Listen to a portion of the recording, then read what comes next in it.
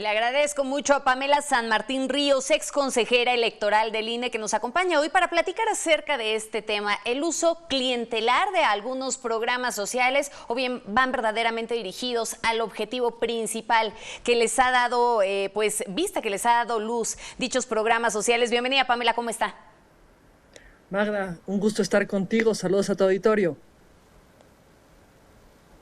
Al contrario, muchísimas gracias. A ver, vamos platicando y vamos poniendo los puntos sobre las IES, porque desde que López Obrador llegó a la presidencia de la República, se dedicó, si bien es cierto, a crear una gigantesca bolsa de recursos económicos a fin de poder alimentar estos programas sociales, pero realmente derivan en una política que tiene que ver con el clientelismo, con la compra de votos o con revertir la eventual situación. Vamos primero con esta parte, conociendo cuál es su perspectiva respecto al tema.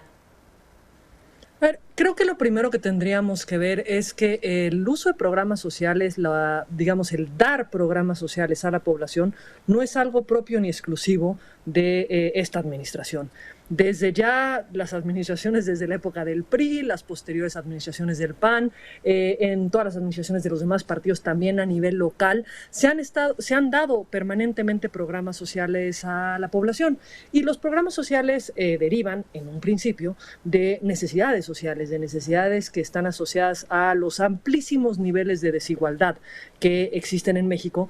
Y precisamente por eso es que en el marco de todas las elecciones, esta no es la primera vez que ocurre, en todas las elecciones siempre hay una gran discusión en torno a que las distintas administraciones en los 3 niveles de gobierno harán un uso clientelar de estos programas sociales, es decir, los utilizarán como un mecanismo de presionar a las ciudadanas y a los ciudadanos, de cooptar, de coaccionar el ejercicio del derecho al voto, y por eso desde hace ya varias elecciones, desde al menos el 2006-2009, el IFE y después el INE aprueba cada proceso electoral reglas que tienen que ver con mecanismos para garantizar la imparcialidad en el uso de los recursos públicos por parte de los servidores públicos, y en particular el que los programas sociales, que no pueden suspenderse durante las campañas electorales precisamente porque atienden a una necesidad social,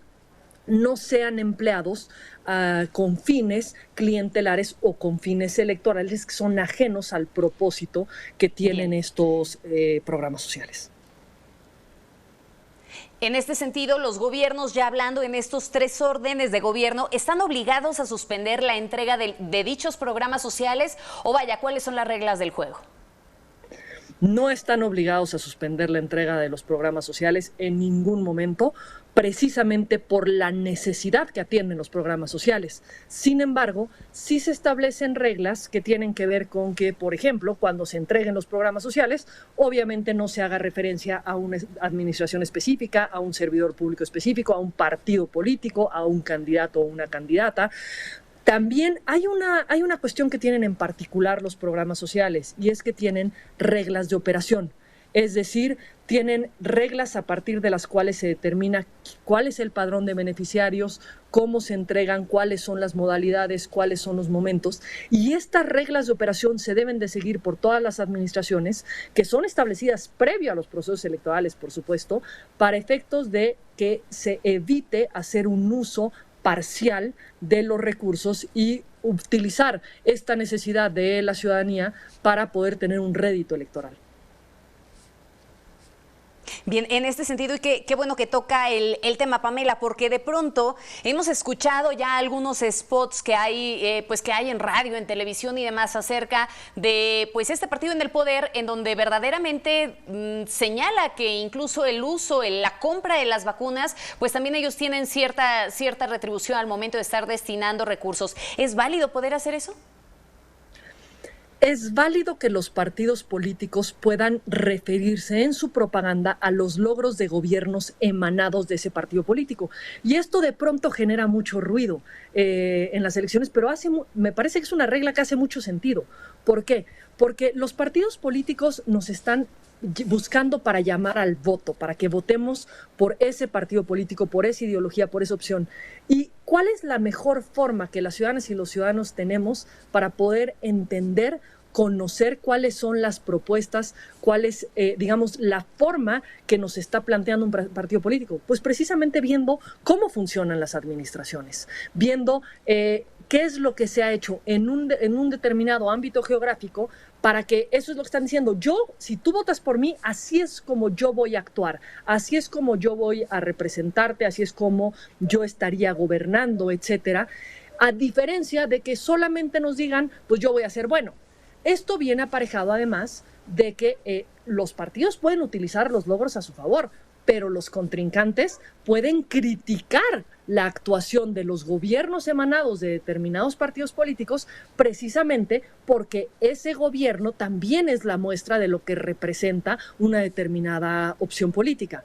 Ahora bien, hay una diferencia entre esto y determinar que un determinado, digamos, beneficio es, digamos, se lo puede apropiar un partido político, porque ni un partido político ni un gobierno puede apropiarse el beneficio que se le genera a la ciudadanía. Sí se pueden apropiar políticas del propio gobierno, porque cada una de las administraciones en los distintos niveles de gobierno ha tenido políticas distintas y diferenciadas, y somos las ciudadanas y los ciudadanos quienes tenemos derecho a contar con esta información y poder decir si nosotros queremos seguir con esa línea o no, si nosotros queremos que nos gobiernen de esa forma o no, y es a partir de esta información que podemos acudir a las urnas el día de la jornada electoral y emitir un voto a partir de alguna de las opciones políticas.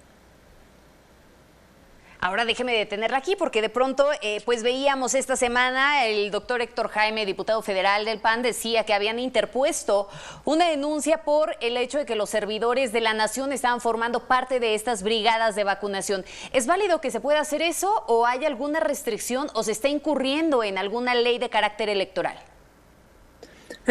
¿Quién forma parte de las jornadas de vacunación? No está establecido en la legislación. Es decir, no hay una prohibición a que A o B sean quienes formen parte de esa jornada de vacunación.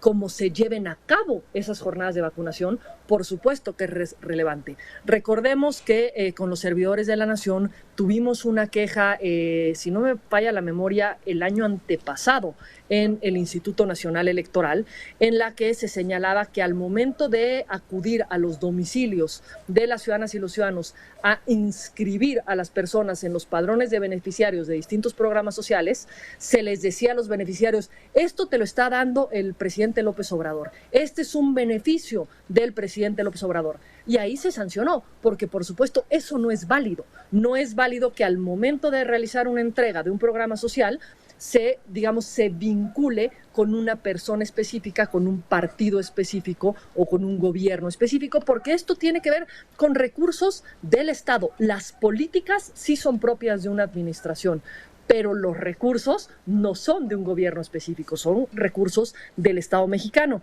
Y aquí, hemos tenido distintas prácticas. Recordemos, por ejemplo, en el caso de la administración del expresidente Peña Nieto, cuando en el marco de las elecciones del 2015 se estaban entregando las televisiones para la transición tecnológica digital. Recordemos cuando se hizo el apagón analógico y para poder lograr el apagón analógico se entregaban televisiones. Claro, se entregaba un televisor enorme que tenía la caja un logo que decía Mover a México, que era el logo de la administración pasada. Eso es indebido. Sí, por supuesto. Los gobiernos no deben de vincular los beneficios a esa administración en particular y decirle a la ciudadanía, es que esto lo tienes por mí. No. Eso, es darse un rédito que no les corresponde respecto a recursos del Estado. Y se está haciendo valer, la necesidad de la propia población. Ahora, los servidores de la nación pueden participar, sin embargo, la forma en la que participen es muy relevante. Que no hayan señalamientos a una opción política, que no hayan señalamientos a un servidor público, que no hayan señalamientos hacia un candidato, porque además, ahorita lo que necesitamos es el mejor plan de vacunación para poder lograrlo en el país, pero en el marco de las propias reglas que nos hemos dado en la competencia, porque esto va a ocurrir a la par de la competencia política. Y me parece, Pamela, que está tocando un aspecto sumamente relevante, ¿no? La forma en la que participen es realmente lo que nos deja ver realmente pues la manera en la que se está desempeñando todo esto y si se están usando o no de forma clientelar pues estos programas sociales. Queda claro que la democracia pues implica que la gente vea a sus gobernantes realmente como representantes y no como personas que terminan regalándoles cosas financiadas con el dinero del erario público. Con todo esto, ¿hay piso parejo para la oposición? ¿Y cuáles son realmente los castigos que se les pueden imponer a todos aquellos partidos políticos o bien gobiernos de estos tres órdenes de manera general que estén violando en este sentido las reglas electorales? A ver, hay una diferencia en el caso de los partidos políticos o de los candidatos y de los servidores públicos.